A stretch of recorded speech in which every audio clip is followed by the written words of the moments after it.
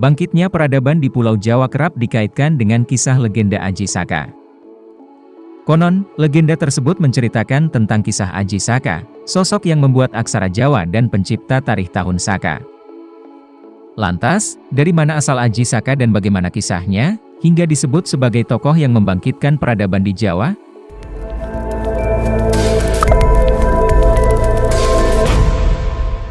Legenda menyebut bahwa Aji Saka berasal dari negeri antah berantah bernama Bumi Majeti. Akan tetapi, ada pula yang menafsirkan bahwa Aji Saka adalah keturunan suku Shaka dari India. Hal ini dapat dimengerti karena memang terdapat beberapa versi terkait asal-usul ataupun kisah Aji Saka. Aji Saka digambarkan sebagai pemuda sakti yang mempunyai keris pusaka, sebuah sorban sakti, dan 2 orang abdi setia bernama Dora dan Sembada. Selain itu, ia adalah pribadi yang suka menolong, termasuk menolong rakyat Jawa dari kekejaman penguasanya.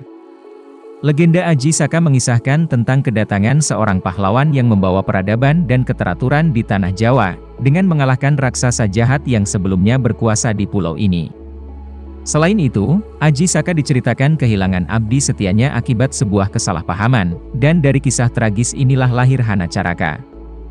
Dikisahkan Aji Saka melakukan pengembaraan ke Jawa untuk menyelamatkan rakyat kerajaan Medang Kamulan dari kekejaman rajanya, Dewata Cengkar, yang gemar memakan daging manusia. Sebelum pergi ke Medang Kamulan, Aji Saka meninggalkan keris pusakanya di Gunung Kendeng, dan meminta Sembada untuk menjaganya.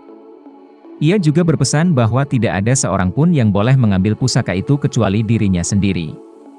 Setelah itu, Aji Saka membawa Dora untuk menemui Dewata Cengkar, dan mengaku bahwa dirinya mau dijadikan santapan.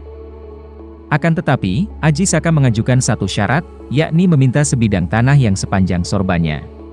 Namun, ketika Dewata Cengkar mulai mengukur tanah, sorban itu memanjang terus-menerus hingga mencapai pinggir laut selatan.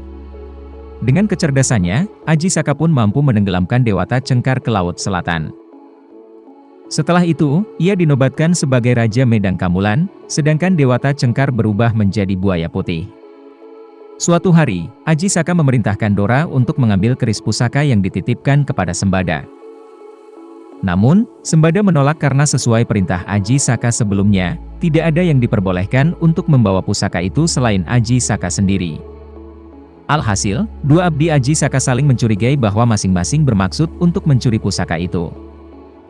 Akhirnya, Sembada dan Dora pun bertarung untuk mempertahankan tanggung jawabnya hingga tewas.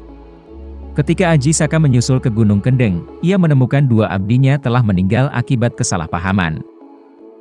Di depan jasad 2 abdinya itu, Aji Saka menciptakan puisi yang isinya sebagai berikut. Hanacaraka. Artinya terdapat 2 utusan. Data Sawala. Artinya mereka berbeda pendapat. Pada jayanya. Artinya mereka berdua sama kuatnya. Magabatanga. Artinya inilah mayat mereka. Puisi yang diciptakan untuk mengenang 2 abdi Aji Saka ini, kemudian dikenal sebagai Hanacaraka atau aksara Jawa. Beberapa ahli sepakat bahwa legenda Aji Saka memiliki hubungan dengan penggunaan kalender Saka. Di Jawa, Aji Saka menyebarkan perhitungan tarikh yang dinamakan Tahun Saka, dimulai sejak kedatangannya, yaitu tahun 1 Saka atau 78 Masehi. Selain memperkenalkan Tahun Saka, Aji Saka juga menyebarkan pengetahuan membaca dan menulis sebagai dasar pengembangan kebudayaan. Pendapat ini memberi petunjuk bahwa penggunaan abjad di Jawa sudah dimulai sejak 78 Masehi, meskipun belum ditemukan bukti tertulis yang mendukungnya.